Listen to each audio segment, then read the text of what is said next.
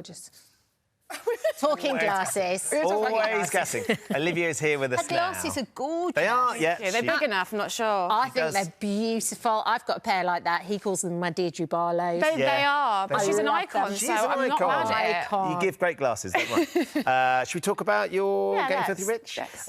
Look, Kat and I love this show. We love you coming on because it gives us a good excuse to look at it and watch it and get really involved. Because I was watching one of the episodes yesterday because we get advance copies, and Annie walked past and she's like, "Oh, right, what's this you're watching?" Research. Yes, but it genuinely is. I get a lot of messages from people who, I mean, I don't want to incriminate anyone, but are watching it on their lunch break, or maybe they should be working and their boss puts and they watch it on public transport. So, yeah, watch in public at your own risk. Peril, yeah, too right. But it's you make that show because you make it all okay. Like, some of the places you go and the people that you meet, and you meet all different people from all different walks of life who are into so many different things. How do you keep your cool? I feel like a lot of responsibility for being let into someone's kind of their home or their safe space and watching them work, and they're telling me things that they might not have told anyone before. Yeah. So I don't take that lightly. So even though sometimes, you know, human nature would be to have a little giggle or, you know, a side look, I try to not, because I don't want anyone to ever feel uncomfortable. And, you know, the whole beauty of Getting Filthy Rich, and I think why we've managed to, you know, be on our 4th series, is that it's very balanced. It's like we are showing the industry. You're not trying to condemn anyone, but also not trying to glamorise. And it's just walking that line. It's a hard line to walk. That's what I think you do so brilliantly. Thank you. What is fascinating about this one, of course, is that, and as we featured there, is the celebrities that the viewers will know have turned to OnlyFans, particularly focus, as a means of earning money. And the money that they're earning, Olivia, is extraordinary. It's a lot of money. The people I've met in this first episode, like Katie Price, Kerry, Katona, Goodger, a lot of those people we've seen things in the press about, like, quotes, but I've never heard them speak directly from their mouth about why they're using the site, what they're earning, what they're posting, which I think is what most people are so fascinated by.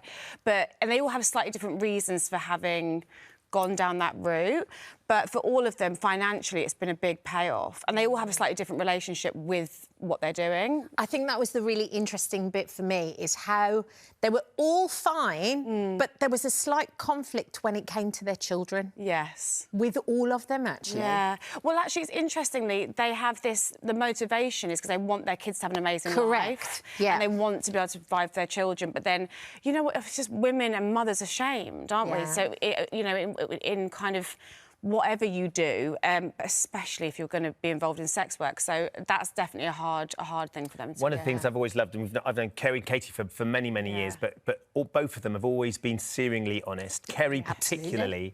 And when she sits down, she's talking to you, and you say, "Why did you do it?" She said, "I had to pay my rent, and I couldn't pay my rent. And I thought, why don't I do it?" And the first month, she made tens of thousands of pounds, having not been able to pay her rent. She's so refreshingly honest, Kerry. And I think what we learn in this episode is that for celebrities or people with followings, they can make a lot more money quickly by doing slightly less on the site, because obviously half the battle is OnlyFans is getting people to your page. So if you already have the notoriety and people know you, getting customers, as it were, through the door is a lot easier.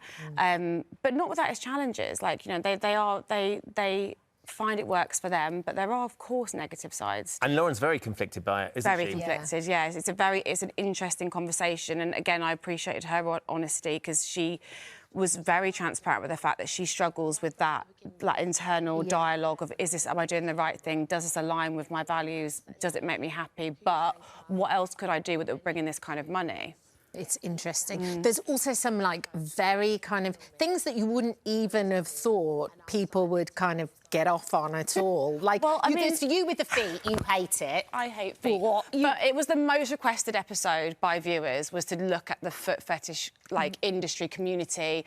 So I was like, I have to do it. But, yeah, spending 6 weeks of people taking their socks off around me was personally difficult. I just don't like feet. But there's all... But people do. People love feet, Yeah, actually. they really do. But there's all things like rage baiting. Yes, which I think is, like, that for us is very topical right now. It's essentially by doing things that are shocking, that are going to make people feel angry and enraged online, they then start arguing with you in the comments, right? But it brings eyes to your page. It's basically a way of winning, like, the real estate of people's attention. It's so toxic, though, isn't it? I don't know how It anyone is, wants but to be it in that works, sphere. but it's not... It's problematic, without a doubt, but we kind of deep dive that as to see, you know, the effect that has on the online sex economy.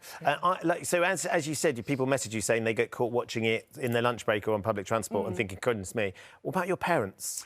Have they given you any feedback? My parents are super supportive of everything I do, but I've had a few calls after. So they're like, "Oh, we had to turn it off at, you know, whatever time. It was just a bit too much." Like, you know, I think it's a light watch in the sense that I think that you get the journalistic undertone, you get the information, but it doesn't feel too heavy. And we have, like, you know, it's got a lightness to it. I have fun with it, but it's very graphic. So, you know, it's not for everyone.